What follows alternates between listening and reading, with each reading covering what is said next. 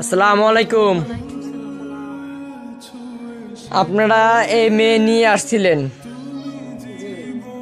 তো এর তো দেখা যায় যে পাওটা খাটো ছিল, যে 2 আঙ্গুল, ঠিক আছে, একটা পাও খাটো 2 আঙ্গুল ছিল, আর শরীরের ভিতরে একটু ব্যক্তিগত সমস্যা আছে আল্লাহর রহমতে। হুজুরে বলছে যে 50% আসবে। এখন আমি যে যারা পোষা দিয়েছি, এখন কত পার্সেন্ট আসছে?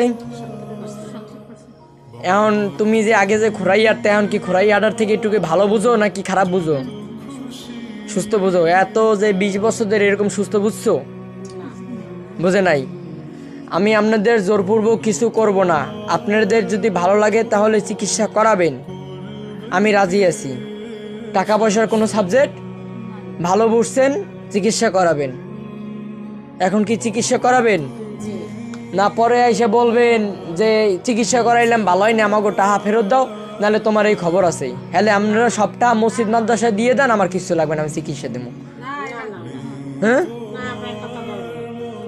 এখন ভালো করার মালিক হয়েছে আল্লাহ, আমি হয়েছি ওসিলা, আর আমি কিন্তু কিছু জানি না।